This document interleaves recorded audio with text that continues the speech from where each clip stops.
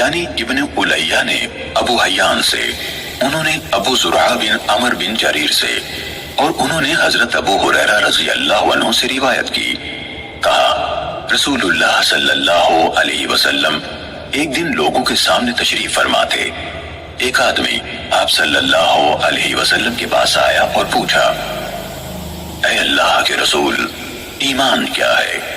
آپ نے فرمایا، تم اللہ تعالیٰ، اس کے فرشتوں، اس کی کتاب، قیامت کے روز اس سے ملاقات، اس کے سامنے حاضری اور اس کے رسولوں پر ایمان لاؤ، اور آخری بار زندہ ہو کر اٹھنے پر بھی ایمان لے آؤ۔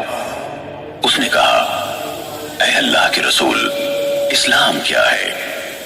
آپ نے فرمایا، اسلام یہ ہے کہ اللہ تعالیٰ کی عبادت کرو، اس کے ساتھ کسی چیز کو شریک نہ ٹھہراؤ، لکھی یعنی فرض کی گئی نمازوں کی پابندی کرو، فرض کی گئی زکوٰۃ ادا کرو، اور رمضان کے روزے رکھو۔ اس نے کہا، اے اللہ کے رسول، احسان کیا ہے؟ آپ صلی اللہ علیہ وسلم نے فرمایا، اللہ تعالیٰ کی عبادت اس طرح کرو گویا تم اسے دیکھ رہے ہو، اور اگر تم اسے نہیں دیکھ رہے ہو تو وہ یقیناً تمہیں دیکھ رہا ہے۔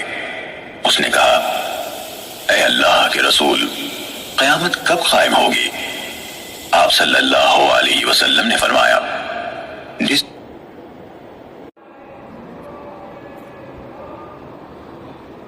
علامات میں اللہ کے رسول، قیامت کب قائم ہوگی؟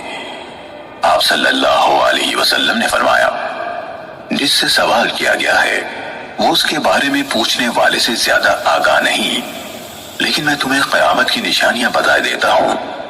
جب لونڈی اپنا مالک جنے گی تو یہ اس کی نشانیوں میں سے ہے، اور جب ننگے بدن اور ننگے پاؤں والے لوگوں کے سردار بن جائیں گے تو یہ اس کی نشانیوں میں سے ہے، اور جب بھیڑ بکریاں چرانے والے اونچی اونچی عمارتیں بنانے میں ایک دوسرے سے مقابلہ کریں گے تو یہ اس کی علامات میں سے ہے۔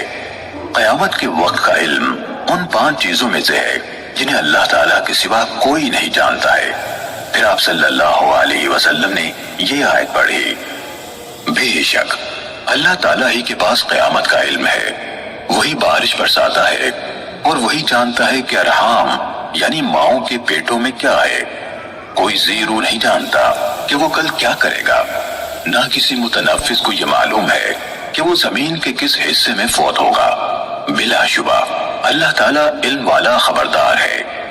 حضرت ابو ہریرہ رضی اللہ عنہ نے کہا، پھر وہ آدمی واپس چلا گیا تو رسول اللہ صلی اللہ علیہ وسلم نے فرمایا، اس آدمی کو میرے پاس واپس لاؤ۔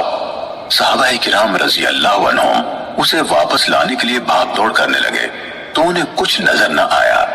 رسول اللہ صلی اللہ علیہ وسلم نے فرمایا، یہ جبرائیل علیہ السلام تھے جو لوگوں کو ان کا دین سکھانے آئے تھے۔ صحیح مسلم حدیث نمبر 97۔